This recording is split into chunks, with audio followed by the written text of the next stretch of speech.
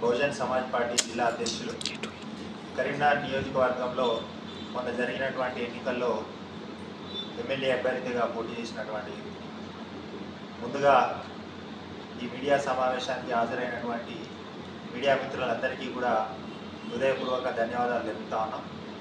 ఈరోజు ఈ మీడియా సమావేశం ఏర్పాటు చేసుకోవడానికి గల ముఖ్య కారణం ఈ తెలంగాణ రాష్ట్రంలో తెలంగాణ రాష్ట్ర ప్రభుత్వం ఏర్పడి దాదాపు సంవత్సరన్నర కాలం పూర్తయింది. సంవత్సరన్నర కాలం పూర్తయిన సందర్భంగా ఈ రాష్ట్ర ప్రభుత్వం ప్రజల పక్షాన చేసినటువంటి చాలా వైఫల్యాలు ఉన్నాయి.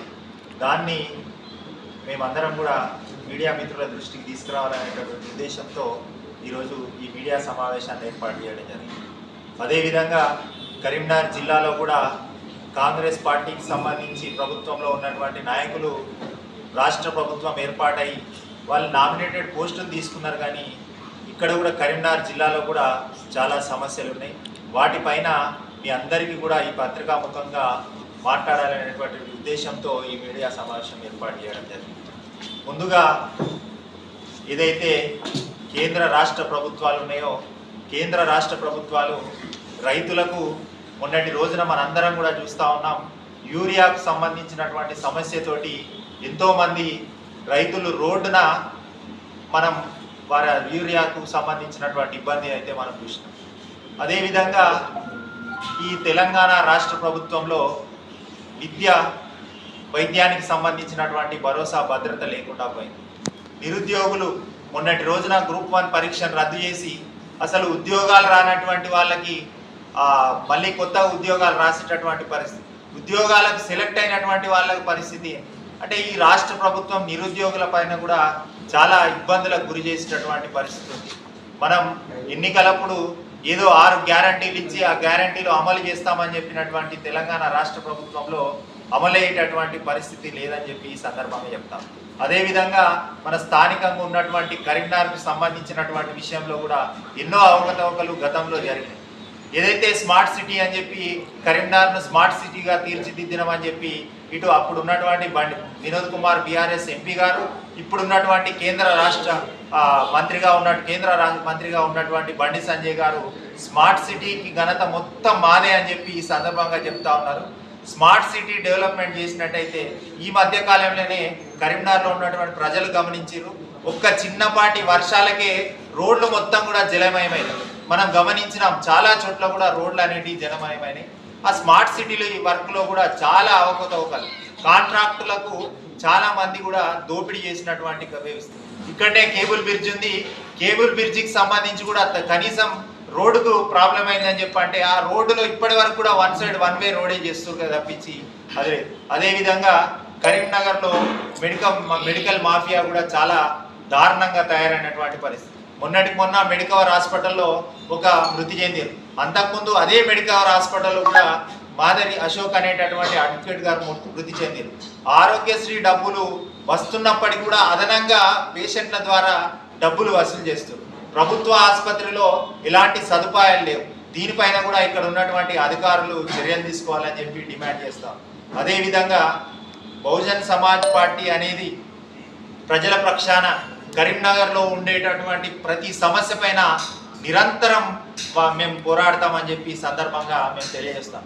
అదేవిధంగా రేపు రానున్నటువంటి స్థానిక ఎన్నికల్లో కూడా బహుజన్ సమాజ్ పార్టీ కరీంనగర్లో ఉన్నటువంటి అన్ని జెడ్పీటీసీ స్థానాల్లో, అన్ని ఎంపీటీసీ స్థానాల్లో సర్పంచ్లుగా ప్రతి ఒక్క బహుజన్ సమాజ్ పార్టీ నాయకులు కూడా పనిచేస్తారని చెప్పి మేము చెప్తాం.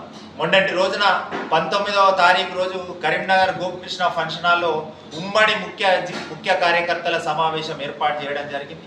ఆ సమావేశానికి హాజరైనటువంటి వందల మంది కార్యకర్తలందరూ కూడా రేపు రానున్నటువంటి ఎన్నికల్లో జెడ్పీటీసీ ఎంపీటీసీలుగా పనిచేస్తారని చెప్పి ఈ సందర్భంగా చెప్తాం.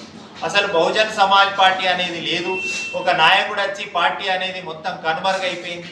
రేపు పార్టీని మొత్తానికే భూస్థాపితం చేయాలనేటటువంటి కుట్రలు ఇప్పుడు ఉన్నటువంటి అగ్రవర్ణ పార్టీలు చేస్తూ ఉన్నాయి. వారందరికీ కూడా ఈ మీడియా సమావేశంగా ఒక హెచ్చరిక చేస్తూ ఉన్నాం. బహుజన్ సమాజ్ పార్టీని అంతం చేసేటటువంటి శక్తి ఈ భారతదేశంలో ఏ ఒక్క రాజకీయ పార్టీ కూడా లేదు. 85% ఎస్సీ ఎస్టీ బీసీ మత మైనారిటీలు ఉన్నటువంటి ఈ జనాభాలో అత్యధిక మంది కూడా బహుజనులు ఉన్నారు.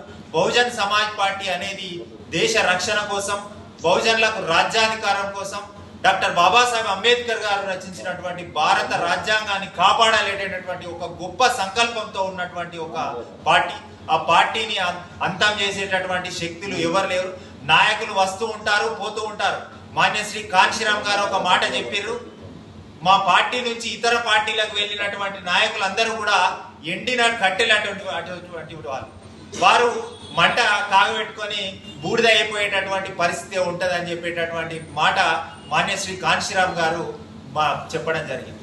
ఈ సందర్భంగా మేము ఒకటి చెప్తా ఉన్నాం, రానున్నటువంటి ఎన్నికల్లో బహుజన్ సమాజ్ పార్టీ అన్ని రంగాల్లో కూడా పోటీ చేసి తప్పకుండా విజయం సాధిస్తుందని చెప్తా ఉన్నాం. అదే విధంగా కరీంనగర్ లో జరిగేటటువంటి ప్రతి అవినీతి, అదే విధంగా కాంట్రాక్టర్లు చేస్తున్నటువంటి విషయాలపైన ఎప్పటికప్పుడు స్పందించి ప్రజల్లో ముందుంటామని చెప్పి చెప్తాం. అదే విధంగా కాంగ్రెస్ పార్టీలో గతంలో కలెక్టరేట్ ముందట ధర్నాలు జరిగిన, ఇంకెక్కడ తెలంగాణ చౌక్ లో ధర్నాలు జరిగిన, ఇంకా ఈ కోర్టు దగ్గర ధర్నాలు జరిగిన, ప్రతి ఒక్క ధర్నా చౌరస్తా దగ్గరికి కాంగ్రెస్ పార్టీకి సంబంధించినటువంటి నాయకులు, టౌన్ అధ్యక్షులు కానీ అప్పుడు ఉన్నటువంటి నాయకులు అందరూ పోయి సంఘీభావం ప్రకటించి మీరు మీ ఆశలు ఏవైతే ఉన్నాయో, మీరు డిమాండ్లు ఏవైతే ఉన్నాయో అవన్నిటిని నెరవేర్స్తామని చెప్పి వారి దగ్గరికి పోయి కూర్చున్నారు. అలాంటి నాయకులు నేడు నామినేటెడ్ పోస్టులు రాగానో, మంత్రులు కాగానో, ఎమ్మెల్యేలు కాగానో వారి సమస్యలను పక్కన పెట్టినటువంటి సందర్భం ఉందని చెప్పి డిమాండ్ చేస్తాను.